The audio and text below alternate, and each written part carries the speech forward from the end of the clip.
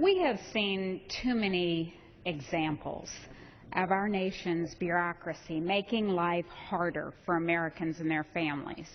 Every weekend when I return to Kansas, I hear story after story of federal regulators abusing their power. But far too often, many of these people are afraid to tell their stories in public because they fear retribution. What country do we live in where Americans are afraid to tell the truth because they fear what their government might do to them? The recent revelations that IRS officials targeted conservative organizations has shown light on the immense power federal bureaucrats from hundreds of different agencies have over matters both large and small. When these officials abuse their power and waste taxpayer dollars, liberty is eroded, economy is slowed, trust is lost, and the rule of law is betrayed. The most troubling part is when Americans are confronted by agency officials, they have few rights and insufficient resources to protect themselves. Not only do federal agencies get to write rules, but they get to enforce them too. In fact, a citizen is 10 times more likely to be tried by a federal agency than an actual court, and citizens have fewer rights during agency proceedings than in a courtroom. I introduced the Stop Government Abuse Act to allow citizens to protect themselves or their small businesses when a government official comes calling. Among other things, this bill gives Americans a new tool to fight back by allowing them to record any conversation with most federal agencies and finally have proof of what happens in these interactions.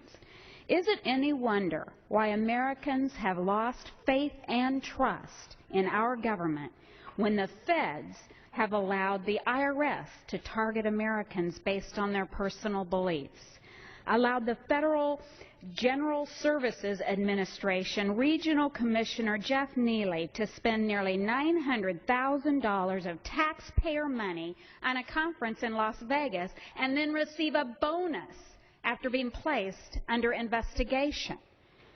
And they have allowed high-ranking bureaucrats like Lois Lerner to still be on the government's payroll funded by taxpayers.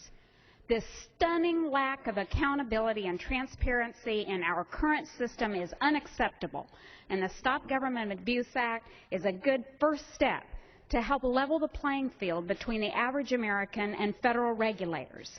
The vast majority of federal workers are good, patriotic people. That doesn't mean that an additional check and balance can't help. This bill does not villainize federal employees, and as long as they're doing their jobs properly, they have not a thing to worry about. Unfortunately, with all the recent scandals, we have heard about far too many federal employees who have had the luxury of playing by different rules than the rest of the hardworking men and women in this country. This must end, and the Stop Government Abuse Act helps do just that. Parts of this legislation already passed the House last year after news broke of the GSA scandal, but the Senate never acted on the legislation. It's time to do something about this, and today I demand action be taken. While Americans are toiling across this country in factories, on farms, and elsewhere to make ends meet, Lois Lerner is collecting her full paycheck. This bill would allow agencies to fire reckless employees on the spot and stop those under investigation from receiving salaries paid for by the very taxpayers they abused. It's time to stand up against big government overreach and abuse. Americans deserve a government that expands their rights, not the rights of big government. Enacting the Stop Government Abuse Act will help restore trust in our government and get big government out of the way of our economy. And I yield back.